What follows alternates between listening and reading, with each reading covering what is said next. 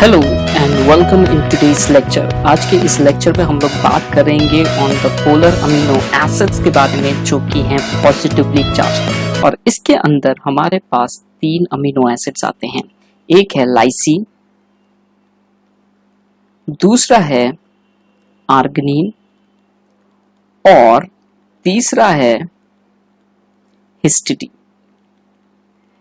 इन तीनों amino acids में जो हमारा इंपॉर्टेंट अमीनो एसिड है वो है हिस्टिडीन। लाइसीन स्टूडेंट रिप्रेजेंट होता है LYS से, आर्गिनिन को हम लोग रिप्रेजेंट करेंगे ARG से और हिस्टिडीन को HIS से रिप्रेजेंट करेंगे। एक वन लेटर एब्रिविएशन में लाइसीन के लिए हमारे पास K है, आर्गिनिन के लिए R है और हिस्टिडीन के लिए H है। मैंने जैसे कि बताया कि इनमें से जो सबसे ज़्यादा इम्पॉर्टेंट है वो है हिस्टिडीन स्टूडेंट्स, जो कि आप ध्यान में रखेंगे।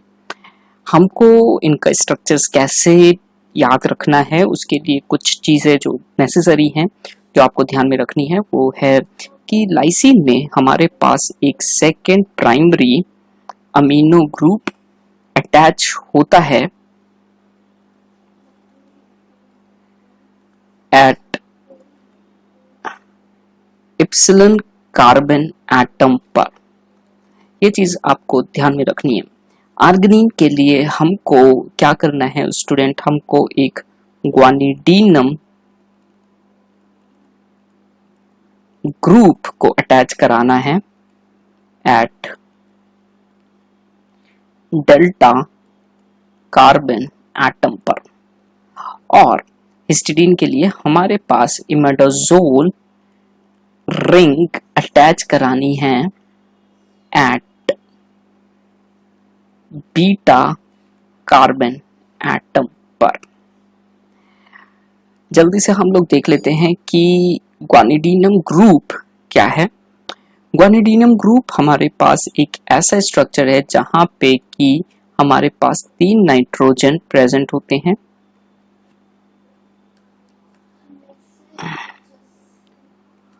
और हमारे पास जो है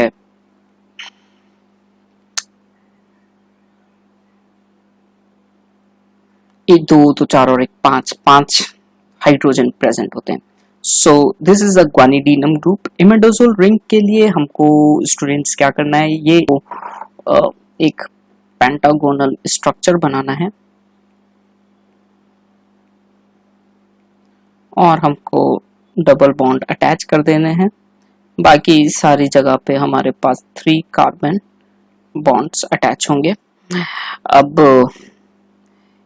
यहाँ पे हाइड्रोजन 2 और एक 3 और एक ये 4, यहाँ पे भी 2 3 4 और ये 2 3 4 ये हो गया और ये तो 2 और एक 3 हो गया।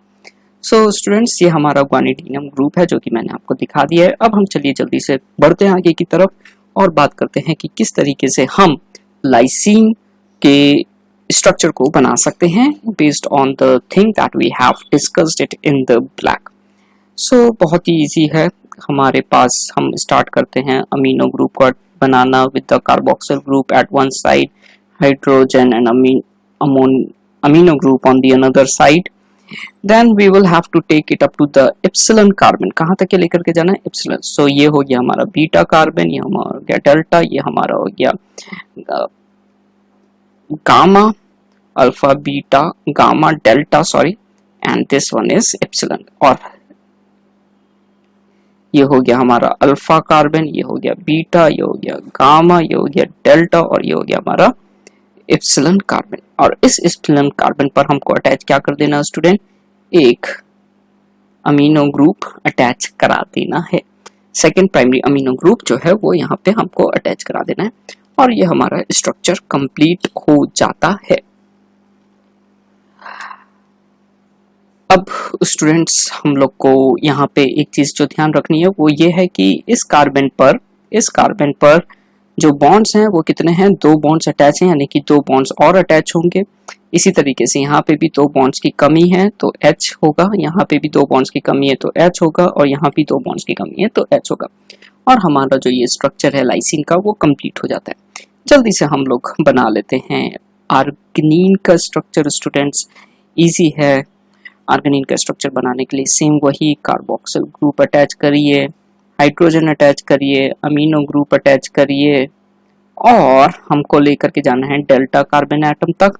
सो ये हो गया बीटा कार्बन, ये हो गया गामा और ये हो गया डेल्टा। अब इस डेल्टा पर हमको अटैच कराना है स्टूडेंट्स, क्या अटैच कराना है? हमको अटैच कराना है ये ग्रुप, अमीनो ग्रुप,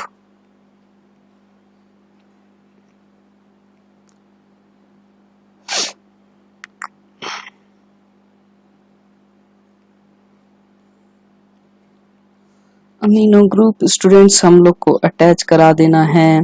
सो ये हो गया 1 2 3 और ये हो गया 4 और ये हो गया 5।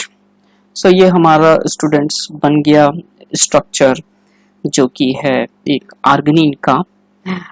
और इसमें बस ध्यान रखना है कि हमको जो बचे हुए कार्बन है उस पर हाइड्रोजन अटैच करा देनी है।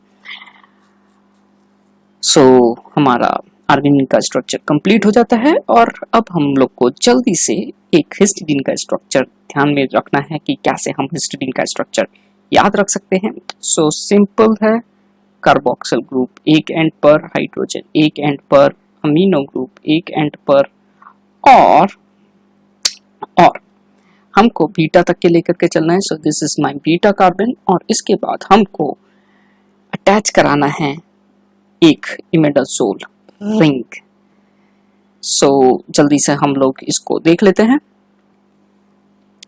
सो इमेडाजोल रिंग के लिए हमारे पास ये एक सी हो गया और स्टूडेंट हमको एक स्ट्रक्चर बनाना है कार्बन। सो स्ट्रक्चर स्टूडेंट किस तरीके का होगा? ये एक N, ये एक N, ये एक C और ये डबल बॉन्ड और ये डबल बॉन्ड हो गया स्टूडेंट्स। तो 2 3 4 इसका हो गया 2 3 और ये एक 4,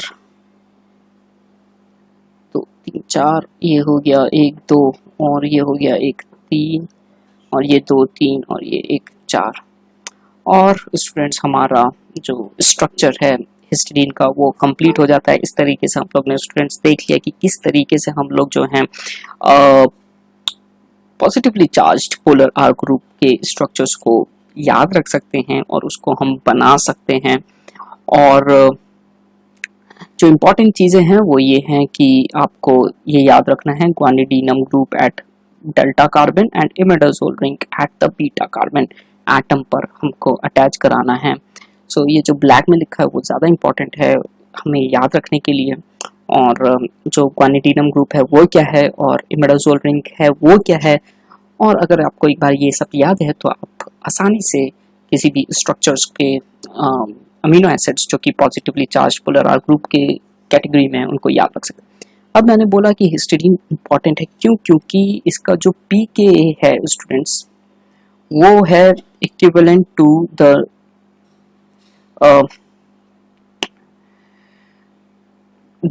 pH 7 के, जो कि एक नॉर्मल pH है। और इस पर ये दो फॉर्म में एग्जिस्ट कर सकता है, एक एज अ डीप्रोटोनेटेड फॉर्म में और दूसरा एज अ प्रोटोनेटेड फॉर्म में।